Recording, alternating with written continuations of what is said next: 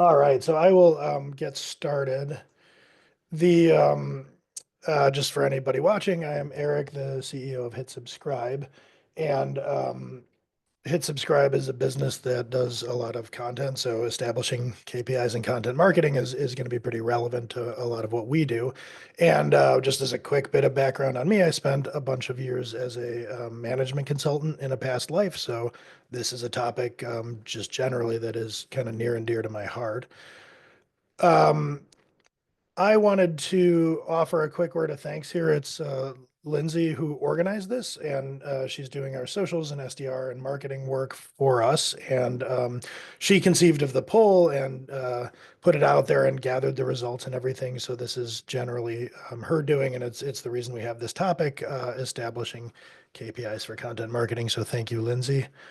Um, so getting into the topic itself, in my experience, this is a topic that really invites a lot of ocean boiling.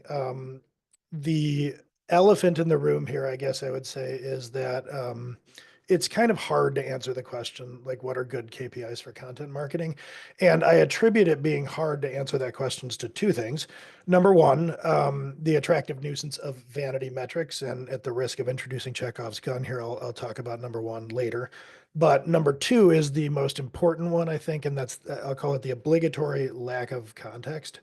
And to illustrate what I'm talking about, I have like sort of a silly example that I've used for a lot of years.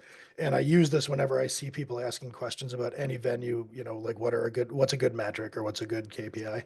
And hopefully this is memorable, but imagine that somebody asked you the question, what is a good direction to drive? I don't think your answer would be, I'm a north kind of person, but southwest has been pretty good lately. You would, I would assume, say something like, well, where are you going? And maybe where are you right now? Because those two things are going to determine where you should drive. It really depends on where you are and where you're going. And that is true for organizational KPIs as well. You need to have a sense of origin and destination, or the conversation doesn't really make sense. And those things are going to vary per organization.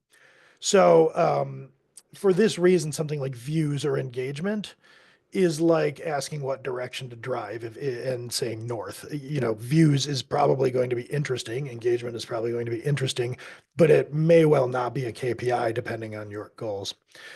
We are in the developer tool space by and large. So I just wanted to drive this home a little bit and kind of channel some of the conversations that I'll sometimes see. So if you don't know, DevRel is developer relations is what it's short for. And this is a person who is straddling the dual worlds of being a marketer and being a software developer, usually, or some kind of engineer. And a lot of times those folks don't come from a marketing background and they don't have any kind of training in this sort of thing. So this is a very common sort of conversation that goes on among this persona. And I just, for fun, this is the actual prompt that I gave the ChatGPT. I said, "Can you terrify me with some DevRel graphics in infographic form?" And I don't know if this is exactly terrifying, but it's kind of wild and interesting. So it didn't disappoint. Like it replicated a lot of these conversations that you might see among this persona, where they're saying, "Oh, you should track engagement as a KPI, developer signups." Like that made sense. Membership. I think it made up this thing called memeration growth. And my thought was, I don't know what that is, but I'd like more of it. It sounds fun. But, is any of this relevant? Are these good things to keep track of? It's worth kind of hitting pause and saying, okay, maybe or maybe not. Let's figure out our origin and destination. So, for the purpose of anything instructional about establishing KPIs, let's define KPI, but let's start with what it isn't, just to narrow the scope of what we're talking about. So, a KPI is not a metric. That's what something absent context like views might be. It's just something you could measure. It's not a goal or a result. It is designed to measure progress along the way to those things and to help you achieve those things, but it isn't in and of itself a goal or a result. It is not a job well done or a performance review or a grade. Again, it could be used in a performance review or giving somebody a grade, but it isn't those things either. So, having narrowed the field a little, what is a KPI? I went to a site called kpi.org because seemed like they might have some good stuff there. And actually, I do like their definition a lot.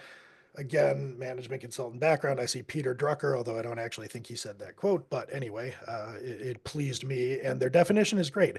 They are key quantifiable indicators of progress towards an intended result. That's fairly succinct, and there's a lot of important things going on there.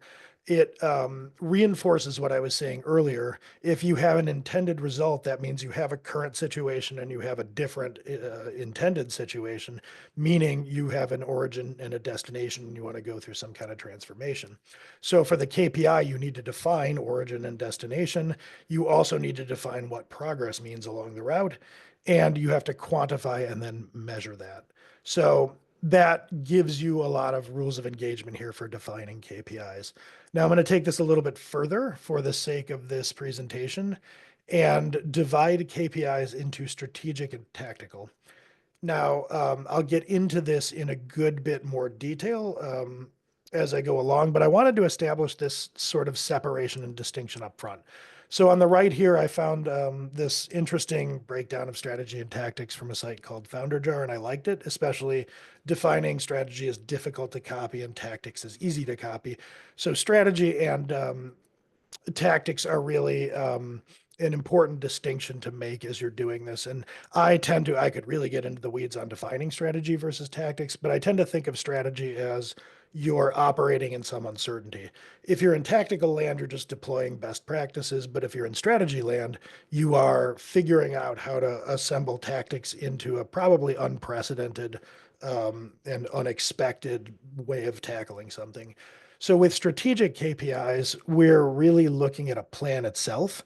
Is our strategy a good one? Are we picking the right tactics? Are we getting results?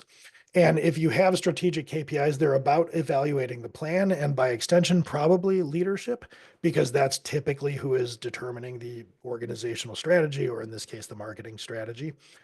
They're going to tend to depend on external factors because you are going to evaluate your strategists on the basis of how well they do at understanding what's going to happen and what consequences will result from their actions. And you're going to be measuring things that are more along the lines of results. So website traffic, if it were going to be a KPI, which I'll get to momentarily, it would be a good example of a strategic one for the reason that you don't really control that. You come up with plans to earn website traffic, and if those plans are good plans, then you will get it. Tactical KPIs are really about giving a plan a chance to succeed, and they are things that are entirely controllable by you. So typically, they're going to be evaluating effort. They're going to be more typically skewed to evaluating what individual contributors are doing on average. And they're more about measuring activity. So if it were a relevant KPI, the number of blog posts published to your site would be a good tactical one because you completely control that. You don't need any outside input for it. Now, this is a template, and I actually have it. I could distribute this if this is interesting to folks.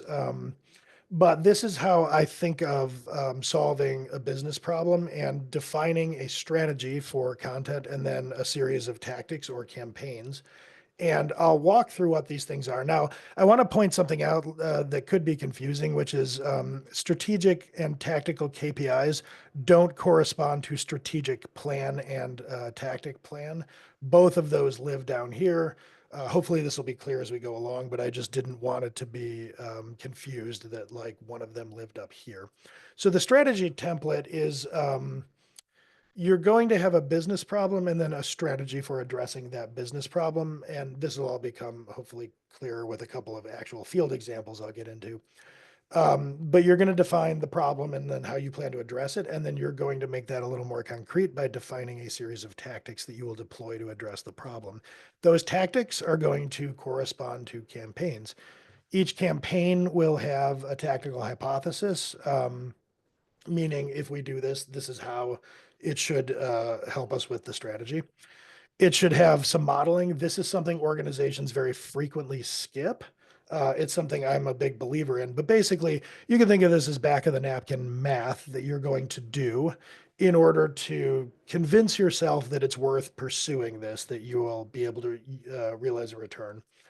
The project plan is a sequence of steps that you're going to execute to do this in some granularity.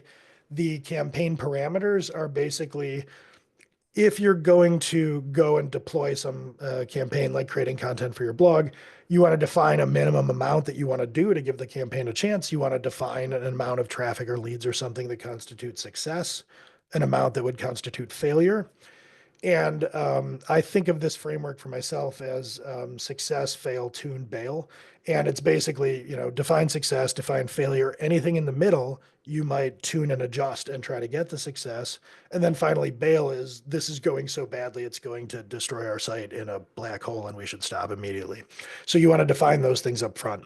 Now, once you have defined all those things, it becomes fairly straightforward to select from among them what your strategic and your tactical KPI should be. So let me get into some examples, lest this all be boringly abstract. Organic traffic decline is business problem one. So this is something we see in our world. The hypothetical site had 1 million visitors a month and it was qualifying around 5,000 leads per month with that traffic. It then declined to, over the course of, say, a few years, 500,000 visitors a month. And in that time, also leads declined by about 50%. So the strategy would be build the traffic back up to 1 million visitors to get all of those leads back. You've got a fairly clear and quantified problem and solution. And I think it's a relatively good hypothesis given that you're seeing those correlating drops.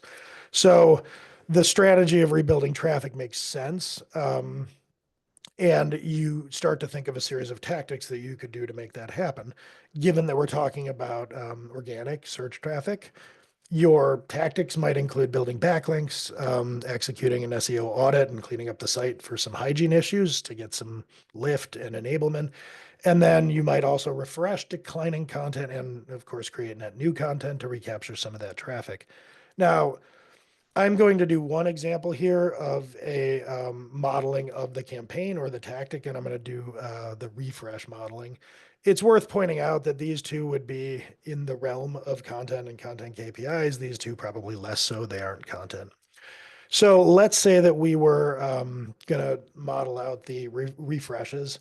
The tactical hypothesis here is you're just affirming that you're contributing to the strategy. So if we refresh content, it ought to slow the decline of traffic to existing URLs, and that's going to help. You don't want to be bleeding traffic as you're trying to climb back to that million mark. Modeling, I will show this briefly if all goes well here. Hopefully you're seeing a spreadsheet here. This is a template I have for modeling refresh campaigns. I am not going to go into this. This could be its own entire presentation, but as you can see here, we're tracing it back to spend to return on investment hypothesis. This is what you would ideally be doing. So you can convince yourself that this isn't just going to be setting money on fire. If the cost per lead saved was, $50,000, then you should probably say, whoa, something's off. We don't want to go any further with this. The project plan here, an example would be we're going to add to and update content at existing URLs, execute some SEO best practices on that content, and then we're going to revise the date of publication and hit publish and publish those updates. And then what we're expecting along the happy path is that once we do that, we should start to, within a few days, see improved rankings for long tail keywords. Within a few weeks, improved rankings for primary keyword and synonyms. And then finally, all of that should contribute to a decline or a flattening out. The decline to the URL's traffic ought to stop or even maybe reverse a little bit is what we're expecting and hoping for. The campaign parameters, examples of that with this might be that you say, okay, let's execute 20 of these to make sure that we're going to have enough data to give it a fair chance. We're going to call it a success if we see that the traffic is recovering enough or ceasing in decline enough to be favorably comparable to a control group, and also to validate the model that we have for return on investment. We're going to call it a failure if our intervention doesn't do anything and the traffic decline continues apace with URLs that we aren't doing anything to. That's obviously not worth doing. Tune is going to be somewhere in the middle where you're seeing positive results, but maybe not quite enough to justify a return or think about a return.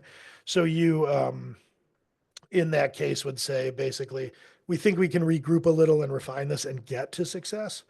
And then you might bail. I didn't list it here, but like if every time you touched a URL, its traffic dropped to zero, you might not want to do that anymore after a few of those. So with all of that in mind, if we think about what a tactical KPI might look like, going back to the framework that I had earlier, it's giving the plan a chance to succeed. What are the things that you would need to do to make sure you're doing that? So in this case, I would say that fidelity of best practice execution. So this could just be like, the score in Yoast or something for SEO grades, but are you actually executing the best practices on the URL? That would be necessary in the plan to succeed. And then finally, are you doing the refreshes? So in this model view of the world, for instance, I laid out here's what we think might happen if we're doing 10 refreshes a month. Are you doing 10 refreshes a month? That's going to be a KPI, a tactical one, but it is critical for success.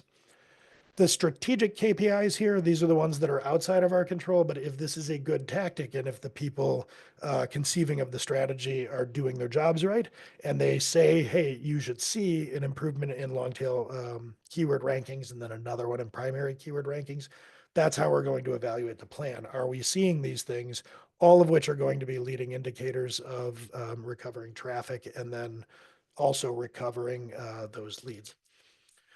Second example that I'll go through here, just to kind of, give you a little bit more of a data point.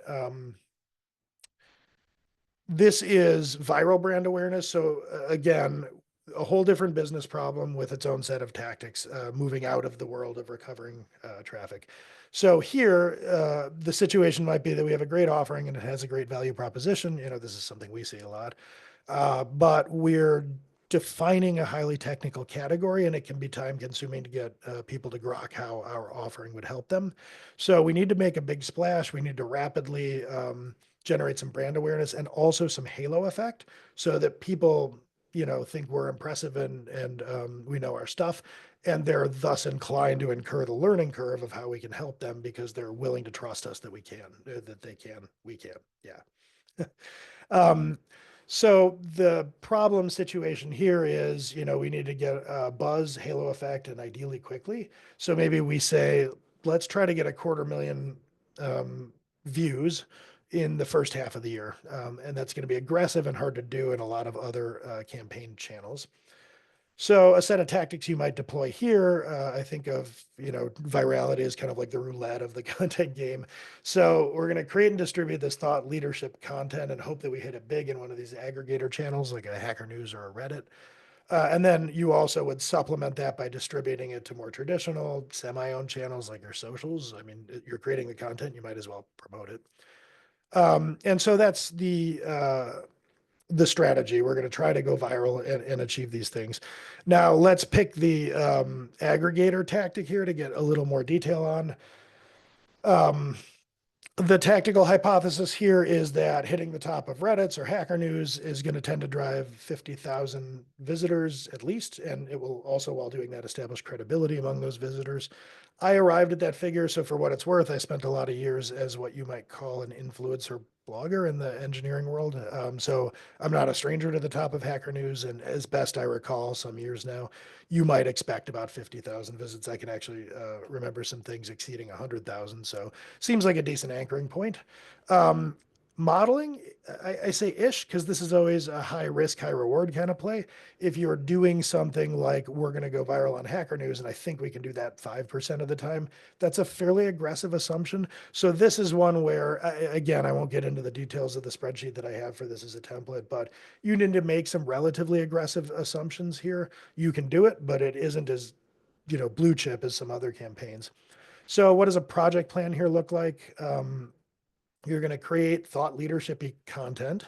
You're going to instrument that content with product marketing, brand awareness cues. And what I'm getting at here is, in my personal experience, the fastest way to go viral on a channel like this is to create some kind of populist rant about how interviews and software are horrible. That is not really going to translate into any impressions of your brand whatsoever. Those readers will read the rant and say, yeah, good stuff. Anyway, back to my coffee. So you need to also go viral in a way that positions your brand front and center so that it creates that connection in their mind. You're going to then maybe self-submit to the aggregators or solicit somebody to submit on your behalf that has some karma or whatever. I was never much of a participant in those channels.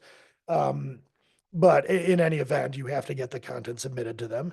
And then you probably would want to do some light astroturfing, upvotes in the early going. If you have a few people with accounts on your side, give it some initial upvotes. It's kind of like people liking their own content on LinkedIn.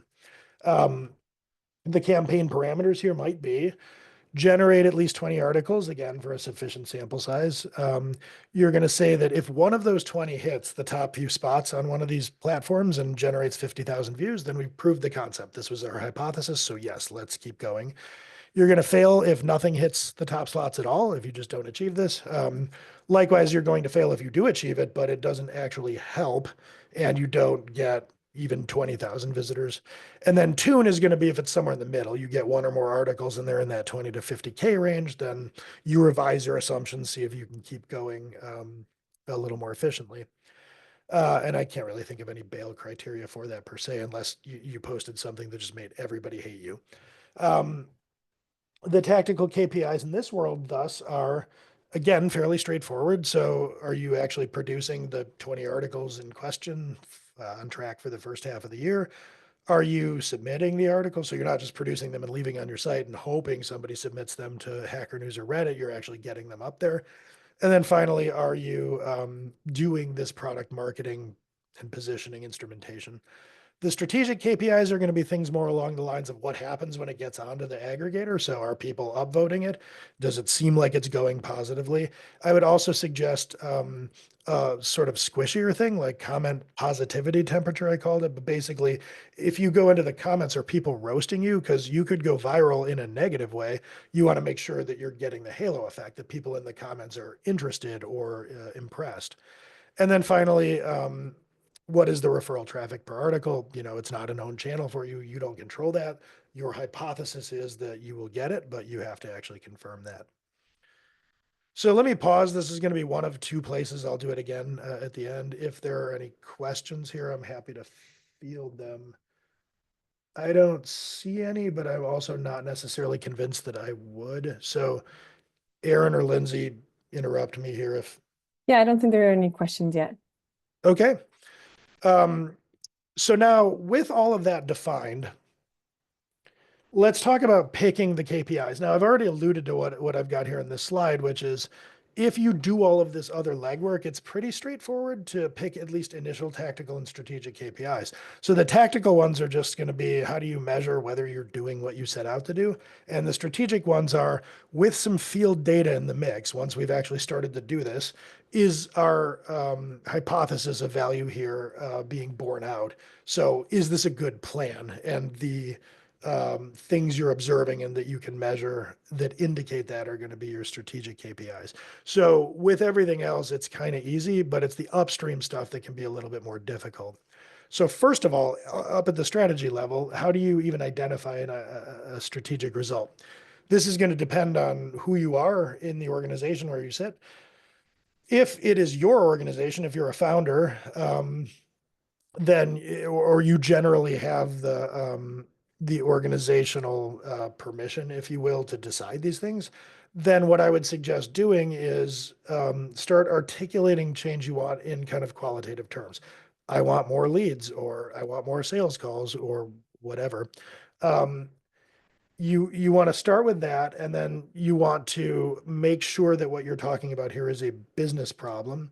So if you're saying, for instance, I want to go viral on Hacker News, you need to be pretty self-aware and sure that the reason you want to do that isn't because it feels good and you've seen other people and it's impressive when they do it and you also want to do that. You need to be able to tie it back to some kind of business outcome. Now, this is, I had mentioned earlier, the territory of vanity metrics that you can get into. And people don't think of vanity metrics in vanity terms. It might look that way from the outside, but human beings don't say, yeah, I want to pursue this vanity metric because I'm vain. What will happen is you'll actually find yourself engaging in magical thinking. So, like, I don't know exactly how, get to the top of Hacker News, profit. You'll probably find yourself hand waving a little and saying like, well, I'm sure it'll work out. I mean, that's got to be a good thing. So if you make it a point to actually formulate a hypothesis and to try to quantify this back to a business outcome, that's where you can catch yourself in that thinking trap that is very understandable to fall into. So you absolutely want to quantify and you want to make sure you're tying back to a business problem. Now, if you're not a decision maker in this sort of position, if you're trying to tease out a strategy from those people, now ideally, if you're, say, the head of marketing, the CMO, or the execs might be giving you numbers and so on, and that makes your life pretty easy, but they also might not. So if you're trying to identify a strategy that involves content to deploy, you could start to ask discovery questions. This is something I personally have a lot of experience with. So asking them flat out, what are your goals? That's going to tend to elicit quantitative responses, more leads, that type of thing. Um, you want to be getting more specific. So I like to ask questions, that produce maybe more visualization in the person you're talking to. So what are your goals is pretty open-ended, but what does a home run look like? Or what does a face plant look like? That might start to provoke more specific responses. Another one that I'll deploy a lot is, it's a year from now. If we're writing a case study about how amazingly this went, what does that look like? What are we writing? You ask those questions and kind of compile the results, and you will try to steer them towards quantitative. Now, they might dump their bucket and say, I want this amount of visitors. I've gotten on discovery calls and literally heard something like, I want 100,000 visitors a month by 7 months from now. Like, hey, that's easy. Okay, we can work backwards. But if they're just giving you qualitative things, take the qualitative and steer them towards quantitative, or fire a tracer bullet. I want a lot of traffic to my site. I might say, okay, 100,000 visitors a month. And they might say, oh gosh, no. I mean, I was thinking 5,000 a month would be great. So sometimes offering up, it's the opposite of anchoring in negotiation. Offering up that first figure will help them realize there's a big difference between how you and them are defining success. So these are some ways to start to tease out what the business is trying to do, the transformation and the result you're looking for. Once you have that and you feel fairly good about it, it becomes time to think about tactics. And I have some ideas generally for how I would approach this, especially in a group setting. If you're trying to elicit meaningful feedback from people, especially if those people are reporting to you, one good thing to do is say, start with stupid ideas. Like, seriously, tell me the stupidest way you can think of to do this. What that serves to do, number one, is every now and then you'll get actually a pretty good idea that is just too out there and avant-garde for anyone to want to propose. But number two, it eliminates the barrier to starting to ideate that people have, where if you're going to speak up with an idea, you want it to be a banger. If you get that out of the way, you're introducing an element of comfort, and you will find that a lot of ideas come in. That's fine. Because what you're going to do next is you're going to give them a series of criteria, usually in a spreadsheet, and score each one of them 1 to 5 along those criteria. So for instance, is this expensive? 1 being cheap, 5 being expensive. Are we staffed for it? Is it likely to succeed? Is it difficult to implement?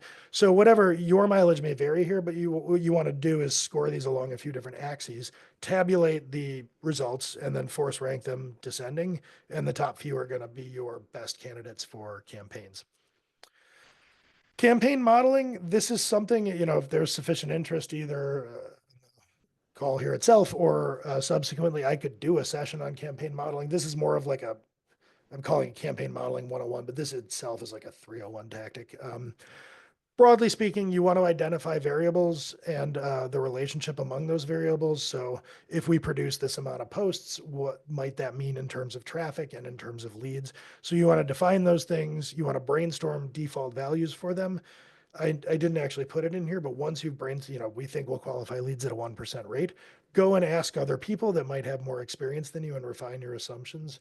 And I like to lay it out in a spreadsheet. And I thought, like, I don't know if this would work, but you could ask ChatGPT, like, hey, I'm trying to model this out, spit out a spreadsheet for me.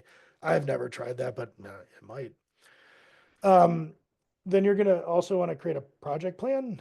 So that part of the tactical modeling here, if you will, describe from soup to nuts what you envision as success, and mainly think in terms of the happy path. This is a software engineering term, but what success looks like. So you don't need to model out branches of failure, meaning like we're gonna publish a blog post a week. If we fail to, we're gonna go, get John over here and we're gonna discipline it. Forget about that. You're just modeling the happy path. And The reason for that is that a lot of things that get off the rails, you might just like pull the plug on the campaign or whatever, or they might be fairly easy to address. You're just trying to set up for success and identify factors to non-success.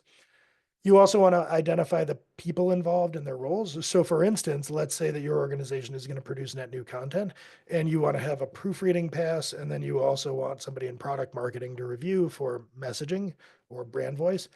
Those people should be involved. So you want to document that because those are possible bottleneck and failure points. It could be that you're producing plenty of content and the copy editor is doing their job, but that the product marketer is off at conferences every week and never reviewing the content. So that is a KPI, probably a tactical one. And err on the side of granularity. It's going to be easier to remove steps later if they're too granular than it will be to go back if you've hand waved at things. With campaign parameters, this is kind of straightforward in a sense, if not easy. The first thing you want to identify is what is a clear numerical definition of success that's inarguable. If this happens, yes, double and triple down on it, do it all day, every day. Identify that figure, and that's your success criteria. Likewise, what's a numerical threshold for obvious failure? Like if this happens, it's clear this wasn't worth doing. And then anything in between, you're going to be predisposed to thinking of as tune. So it's not a failure. It's not really a success. Could we get it to success? And then for bail, this is just if you think of it and can document it, something that would happen mid-experiment where you would just say, whoa, whoa, whoa, this is so much worse than I thought that we should stop right now. And you want to be deliberate about these things because if you define up front what all of this should look like, it becomes easier to remove emotion from the decision making mid process. And here's what I mean. Let's say that today you say, you know what, I'm gonna go viral on Hacker News. That's gonna be the thing. It's really gonna drive our business. And you start producing articles. You produce 9 of them and not a one goes viral or even does much of anything, you are going to be discouraged by that and probably inclined to give up. But if you have in advance said, look, I know the numbers here, I got to produce 20 articles at a minimum if one's going to go viral, you're going to be a lot less inclined to, number one, feel discouraged, but number two, to give up because you have already said, we're going to do 20 and anything short of that, we're not executing the plan.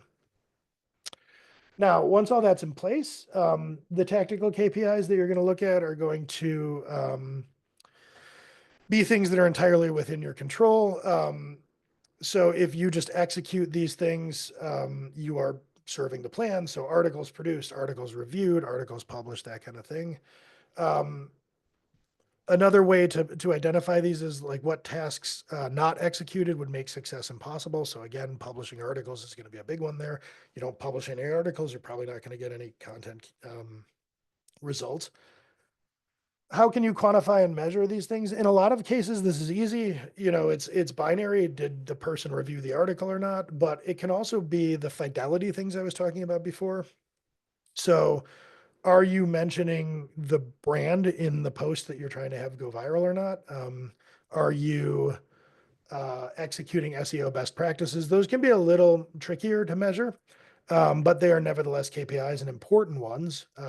So you just come up with a way to do it. Score in Yoast, or measuring doesn't have to be the most precise or perfect thing in the world. You could just have another party review and say, yes, I think this is good. But measure it in some way so that you're keeping track of it. And then finally, there are things that could get into the mix here that wouldn't really be good KPIs.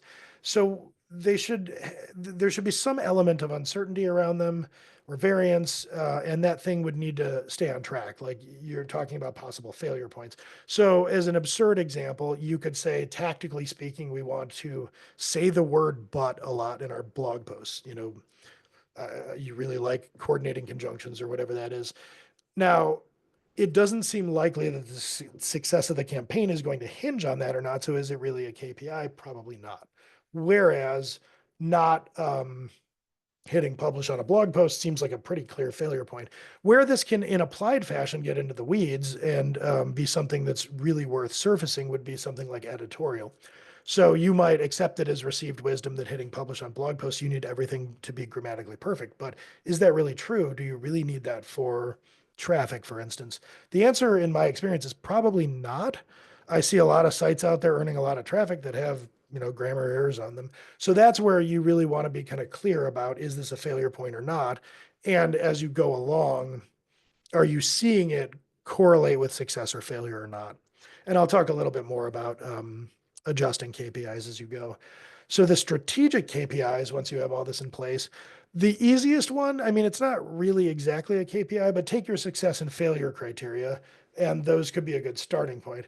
The problem is if you're trying to achieve this outcome, and here's the quantified version of the outcome, the KPI, remember, is supposed to measure progress. You're just measuring done or not. So what you really want to do is this guy down here, you want to identify leading indicators. So we talk about this a lot. If your goal is to get leads by organic traffic, the goal is leads. Traffic is a leading indicator of leads. You're going to see traffic before you see leads. Uh, Ranking is a leading indicator of traffic. Getting content indexed is a leading indicator of ranking. Publishing content is a leading indicator of it getting indexed. So leading indicators are things that tend to occur before success. Lagging indicators are things that you can observe after success. Adjusting KPIs as you go. You're probably, so if you take something like articles published, that is likely to be a KPI that exists throughout the entire time. But some of these might be a little bit more ephemeral. You might pick that one about, making sure that we're all conforming to the AP style or something, and then you realize it's not actually moving any needles in the end, so you don't worry so much about that as a KPI. You might still want to do it, but it isn't a key performance indicator. Success isn't hinging on it. So you might learn that a tactic isn't all that important, or you might stumble across something that's an unexpected bottleneck. So this is where, if you're just measuring articles published in the beginning, you might later realize that like it's getting caught up in proofreading because the proofreader is really busy. Oh, okay. So we need to establish a KPI here that is related to the cadence of proofreading as well. And it's the same kind of thing with a strategic indicator. You might initially think of some uncontrollable, more strategic thing as a leading indicator of success, and it doesn't turn out to be. So you need to have some fluidity here in your KPIs, because reality can change. Another thing that you would want to think about here is in this spreadsheet, in the modeling that you do. There we go. What you can start to do is, this is the refresh one, you can start to plug in actuals as you go. So if you have a model and you're actually doing less or more, you can plug that in. If you find you can measure your decay rate and your lead qualification rate as you go, what you can do is you can start to plug reality back into the model and refine your assumptions, and you might refine your KPIs in that case. And then you can also obviously reevaluate the campaign that you're doing holistically if your goals change. Some quick best practices that I would argue or advocate for here when it comes to establishing KPIs. This is perhaps the most critical one, is number one. If you are going to assign KPIs to people, or I guess systems, but crucially people, the people need to be empowered to do what you're asking them to do. So if you take somebody and you say, I want you to write blog posts, and they should be good blog posts, and then you publish them and they're not earning traffic, you cannot blame that writer for not earning traffic. That was not their charter. They're not empowered to do that. They don't control that. If they were picking the topics, if they had a lot of SEO knowledge, then maybe. But you need to be sure that if you're evaluating a person in the mix, that they are empowered to do what you're asking of them. You would want to have a good understanding of the leading and lagging indicators that I just talked about, so that you know how to track whether the performance of something going on is likely to impact things downstream. The SMART, I think it was Google that came up with that. I don't, it's like specific, measurable, actionable. I don't remember what the R and T are exactly. Apologies, but I do know that that's a really great framework to check off KPIs that you're setting. So look into that. And then you want to ensure that the KPIs are measurable in some fashion. Otherwise, it's not doing you a lot of good. And finally, this is something I draw from like the agile transformation world. You want to make them big and visible. And that is basically, if you are evaluating a system or a person against some performance, right from the beginning, everybody should be very clear that we want to publish 10 refreshes per month. There should be no ambiguity about that. And everybody should be looking at the progress towards that goal altogether. That creates a lot of accountability, and Making things big and visible like that sometimes in and of itself can drive improvement because nobody wants to let down, the plan. So I would definitely make them all clear and visible right from the outset. Some anti-patterns that I've seen, and again, this is my past experience in management consulting as well as in this role with Hit Subscribe. Number one, calling any old metric a KPI. So this circles all the way back to the beginning where we're talking about, context-free metrics like, hey, I'm getting really good engagement on this content that has absolutely nothing to do with our brand. Great. It doesn't really help you. So anything that you can measure isn't necessarily a KPI. Part and parcel with that is you're not mapping these KPIs to desired outcomes. This is like driving in a direction because you like the name of the direction. So you want to be mapping them to the eventual outcomes. What are they leading indicators of? Vanity metrics is another big anti-pattern here. And this isn't as cartoonish as it looks from the outside in. It is easy to get caught up. If you publish something and you were never going for virality, for instance, and it goes viral, it's easy to get caught up in that feeling and convince yourself that good things are about to happen. So this is something to be aware of.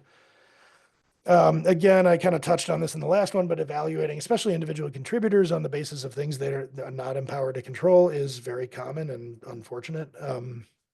Confusing strategic and tactical KPIs. This is an anti-pattern, I think, because it impacts how you plan to deal with these things. So, reasoning about whether you can control the thing or not, or whether it's a hypothesis, will have a lot of impact on how you go about addressing it. So, if it's a tactical KPI not being met, this can be essentially addressed by like clearing somebody's workload and things of that nature. Strategic KPIs, you're going to need to reform your plan. So it's important going in to know what you're dealing with so you know how to adapt to it. Measuring things that don't matter, measuring things inaccurately and not measuring at all. Measurement is really a key component to doing this well. Some actionable takeaway tips if you're just going to go back and look at what you're tracking in your organization. If it's not defined already, I would definitely recommend defining the success of a campaign. So if you're just kind of in robo mode creating content, why are you creating that content? What are you hoping to do? Define that and then put a number on it. Now, it's pretty common for content to be ostensibly serving multiple purposes. Like, oh, well, it's good for sales enablement and it's good for thought leadership and it's good for SEO. And if you're doing that, it's probably not great for any of those things. It can be really easy to fall into that trap. So it might be if you're in robo publishing mode or robo content mode that you actually need to tease out multiple purposes that it's trying to serve and define those as separate tactics or even separate strategies. So anyway, define success and then take a stab at quantifying it. So are you trying to build an audience with your thought leadership content? If so, how much of an audience? 100 people, 1,000, 10,000? You can also go through and look at any KPIs that you have and define them as strategic or tactical. And I think that could help because it might surface the wrong organizational incentives if you have something that is being treated as a tactical KPI, but it's really strategic. It might serve for productive conversations around, hey, boss, I don't actually control this entirely. Here's what, might empower me to do so. And then, alongside of that, ask if you're in a leadership position, are you holding the right person accountable for the right things? And I think that's it for that portion of things. Any questions that have been tabulated here?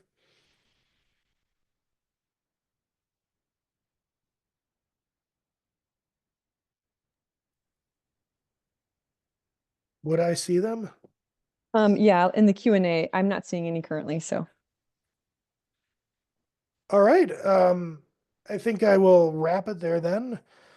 For anybody watching either live or after the fact, please feel free to let us know if you have ideas for other things that you would like to see covered. For instance, if that modeling exercise would be interesting, or just any ideas you have in general.